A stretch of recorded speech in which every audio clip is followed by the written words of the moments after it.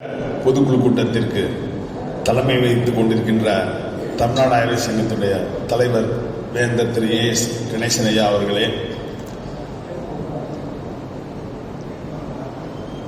இந்த கூட்டத்திற்கு ஒரு அடித்தளமிட்டு செயலாக்கம் செய்யக்கூடிய ஒரு நிலையை ஏற்படுத்திய செயலாளர் திரு டாக்டர் ஜெயராமன் ஐயா அவர்களே, அலைபேசி செயலினுடைய தலைமை நிர்வாகி திருமதி அனுராதா ஜெயராமன் அவர்களே, சங்கத்திற்கு ஆரம்ப காலகட்டத்தில் இருந்தே வலிமை சேர்த்து பலப்படுத்திக் கொண்டிருக்கின்ற பொருளாளர் திரு ஜெயக்குமார் அவர்களே, நமக்கெல்லாம் கண்முன்னே காட்சியளிக்கக்கூடிய மணிமுனையனாராக தேர்ந்து கொண்டிருக்கின்ற திருமதி கமலா மணிமுனையன் அம்மா அவர்களே, நமது மாநிலத்திலிருந்து வருகை இருந்திருக்கின்ற தொழிலதிபர் திரு ஏபி அசோக்குமார் அவர்களே, ஏபி சேவர் ஐயா அவர்களே, வழக்கறிஞர் பிரிவு தலைவர் திரு செந்தில்குமார் அவர்களே,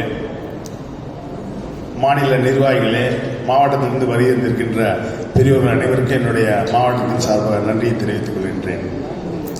இன்றைய தினத்திலே ஒரு முக்கியமான முடிவையும் சரியான வழிகாட்டுதலிலே நாம் பயணிக்கக்கூடிய பாதையை நிர்வகிக்க வேண்டிய ஒரு சூழலிலே நாம் இங்கே வருகை இருந்திருக்கின்றோம். நமக்கெல்லாம் ஒரு விஷயத்தை தீர்க்கமாக முடிவு செய்து அந்த சிந்தனையோடு செல்ல வேண்டிய காலம்.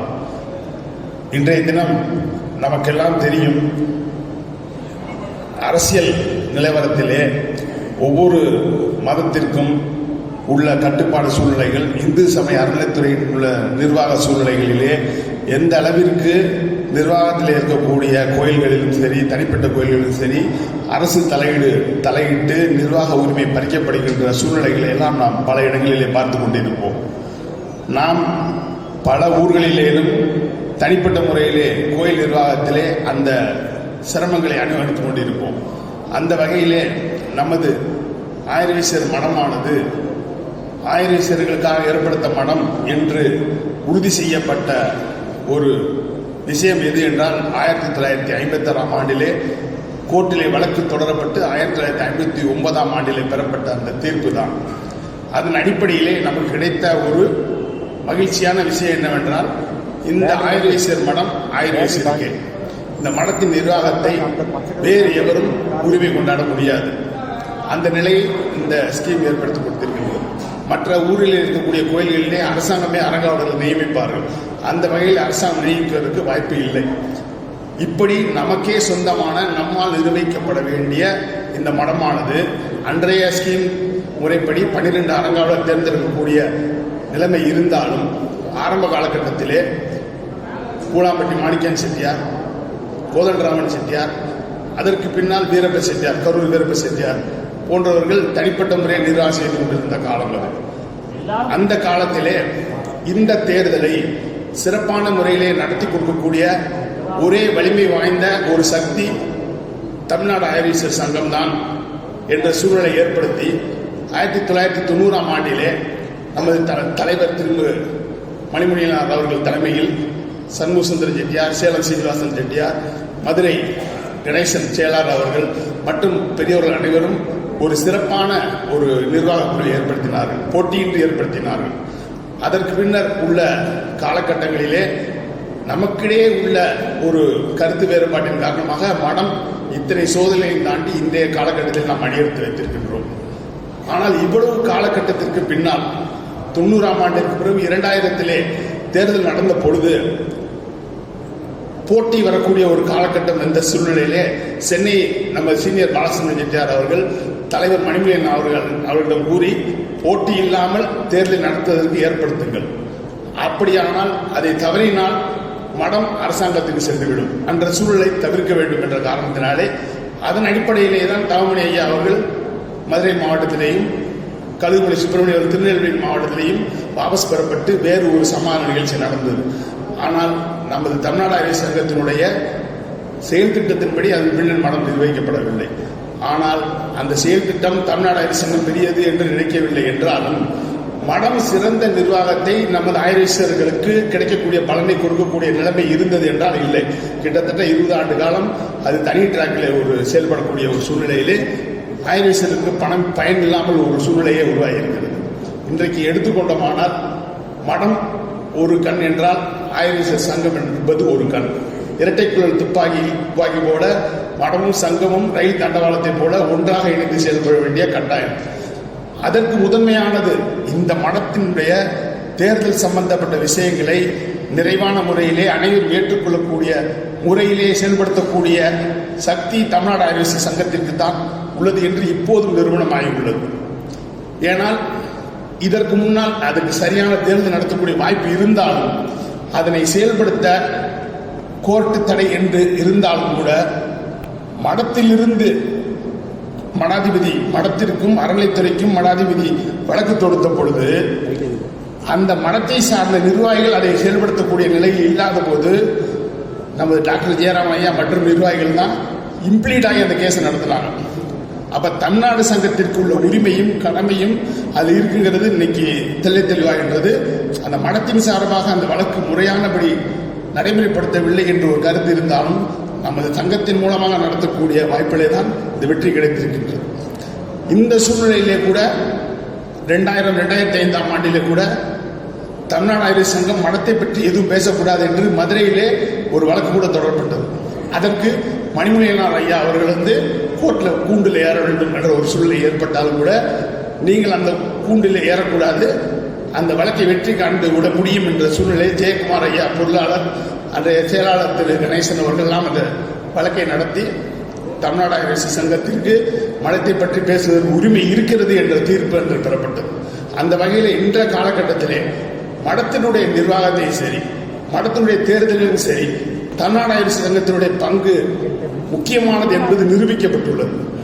இத்தனை ஆண்டு காலம் கடந்து இன்றைய தினம் வரை இப்படி ஒரு நிலைமைக்கு உண்டாக்கி இருந்தாலும் கூட தமிழ்நாடு ஆயுர்வேத சங்கத்தினுடைய பங்கு தான் முக்கியமானது. ஆனால் நாம் வெற்றி கண்டோம் என்ற பெருமையை விட அதை எப்படி அந்த வெற்றிக்கனியை பலனாக ஆக்கப் போகிறோம் என்ற கடமை தான் நமக்கு இருக்கிறது. எப்படி சொல்ல வேண்டும் என்றால் செய்தக்க அல்லு சேர்க்கணும், செய்தக்க செய்யாமையானும் கெடும். அதே போல காலம் கருதி இருப்பர் கலங்காத ஞானம் கருதுபவர். இன்றைய தினம் நம் காலம் கருதி இவ்வளவு நாள் கடந்து விட்டோம். இன்னைக்கு ஒரு ஞானம் கருது உயர்ந்த நிலை அடையக்கூடியவர்களே இன்றைய உருவாக்கி இருக்கிறோம்.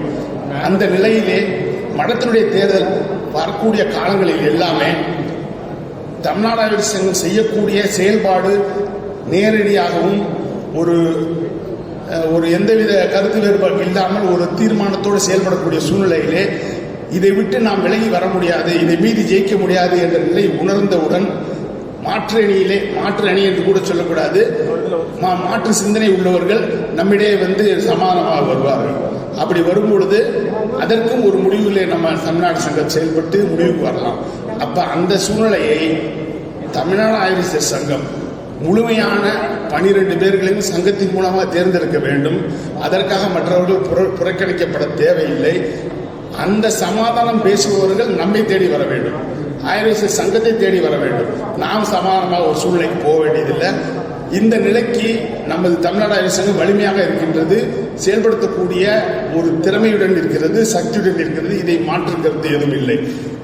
அதற்காக இந்த ஒரு சூழ்நிலையிலே மடம் நமக்காக ஆயுர்வேதத்திற்காக உள்ள மடம், ஆயுர்வேத நிர்வாகத்தில் இருக்க வேண்டிய உள்ள மடம் கிட்டத்தட்ட இந்த 59ஆம் ஆண்டிலிருந்து இத்தனை வருஷம் இருந்தது என்றால் முழுமையான அளவிலே நம்மளுடைய பொறுப்பிலே அந்த மடம் இல்லாத ஒரு வருத்தமான விஷயம் வந்தால் கூட இன்றைய தினம் அதை முழுமைப்படுத்தி கட்டாயம் எந்த மாற்று கருத்து மாற்று தடை எதுவும் இல்லாத அளவிற்கு இன்னைக்கு சூழ்நிலை அப்படி இருக்கிறது. ஏற்கனவே ஸ்கீம் படிதான் எலெக்ஷன் அறிவிக்கப்பட்டது. இப்பொழுது உள்ள ஸ்கீம் ஹைகோர்ட் உத்தரவின்படி இந்த தேர்தல் உத்தரவு எடுக்கப்பட்டிருக்கிறது. ஆகையினால இதை மாற்று கருத்து உள்ளவர்கள் எந்த வகையிலும் ஸ்டே வாங்கக்கூடியதற்கான வாய்ப்புகள் இங்கே கிடையாது. ஆனால் அதே நேரத்தில் சில உள் விஷயங்கள் நிர்வாக ரீதியான விஷயங்கள்லாம் இருக்கிறது. அதை நாம் சில விஷயத்தை பொருட்படுத்தாமல் நமக்கு அர்ஜுனன் குறி போல நமக்கு தேவை குருவினுடைய கண் கழுத்து என்று அளவிலே தேர்தலில் ஆயுர்வேதிகள் வர வேண்டும், மடம் நமக்கு கைப்பட்டு வர வேண்டும் என்ற சிந்தனை அடிப்படையிலே செயல்பட வேண்டும். இந்த வகையிலே இன்றைய தினம் நெருஞ்சிப்பேட்டை ஆயுர்வேத மடத்திற்கு சிஷியர்கள் பலத்தை கூட்ட வேண்டும். தமிழ்நாடு ஆயுர்வேத சங்கம் தேர்ந்தெடுக்கக்கூடிய அறிவிக்கக்கூடிய அந்த வேட்பாளர்களை வெற்றி பெற செய்ய அனைத்து மாவட்டங்களிலிருந்து வந்து அந்த சிஷியர்கள் வெற்றி பெறக்கூடிய அளவிற்கு நமக்கு பலம் வாய்ந்த சிஷியர்கள் அணி உருவாக்க வேண்டும் என்பது ஒரு நோக்கம்தான். அந்த நோக்கத்திலே ஏற்கனவே இருக்கக்கூடிய சிஷியர்கள் அனைவருமே வரிசை, அது போன எலெக்ஷன் நடந்த போது ஒவ்வொரு மாவட்டத்திலும் இருக்கக்கூடிய ஒரு திட்டங்கள், ஒரு யார் யார் அந்த மாவட்டத்தில் இருக்குன்னு சொல்லி எல்லா மாவட்டத்திலும் கிட்டத்தட்ட கிடைத்திருக்கும் அந்த நிர்வாகிகளுக்கு. அவர்களுடைய வரிசை எண்ணை பார்த்து ஏற்கனவே அவர்கள் எந்த வரிசையில் இருக்கிறாங்க, அவர்களுடைய சிஷியர் அட்டை இல்லாவிட்டால் அந்த எண்ணை குறிப்பிட்டு டூப்ளிகேட் சிஷியர் அட்டை பெற்றுக்கொள்ள வேண்டும். அதற்கு அடுத்தபடியாக புதிதாக நிர்வாகிகள் புதிய சிஷியர்கள் சேர்ப்பதற்கான நடவடிக்கையும் எடுத்து அவர்கள் அந்த சிஷியர்கள் எண்ணிக்கை பலத்தை கூட்டிக் கொள்ள வேண்டும். அந்த கூட்டிக் கொண்டு செயல்படுத்தக்கூடிய அந்த நேரத்திலே சிஷியர் பலம் நமக்கு இருக்கும் பொழுது அனைவரும் நாம் நிறுத்தக்கூடிய வேட்பாளர்கள் வெற்றி பெறக்கூடிய வாய்ப்பு இருக்கிறது என்ற நிலை உருவாகக்கூடிய நிலையிலே நாம் ஒரு சிந்தனை செயல்பாட்டை நேர்கோட்டிலே நாம் பயணம் மேற்கொண்டே இருக்க வேண்டும். இடர்பாடுகள் நம்மளை தேடி வரும் பொழுது அதனை எதிர்கொண்டு போட்டி போட வேண்டும் இல்லை, சமாதானமான ஒரு சூழ்நிலை வரக்கூடிய சூழ்நிலை தலைவர்கள் மற்ற நிர்வாகிகள் ஏற்படுத்திக் கொள்ளலாம். ஆனால் நாம் ஒரு சிந்தனை, ஒரு நேர்பாதையிலே நமக்கென்று ஒரு செயல் திட்டத்தை வடிவமைத்து 12 அறங்காவலர்களும் தமிழ்நாடு ஆய்வக சங்கத்தினுடைய சார்பாகத்தான் போட்டியின்றி வரக்கூடிய வாய்ப்பு இருக்கிறது. அந்த வகையினை நாம் தலைவர் அவர்கள் மணிமொழியன் ஐயா நிரூபித்து காண்பித்திருக்கின்றார்கள். அதை பின்பற்றி அவர் வழித்தோன்றலாக வந்திருக்கின்ற நம்ம தலைவர் ஐயா அவர்களும் இதை செயல்படுத்தக்கூடிய முழுமையான சக்தி நம்ம தமிழ்நாடு ஆய்வக சங்கத்திற்கு இருக்கிறது. எனக்கு என்ன சக்தி இருக்கின்றது எனக்கு தெரியாது.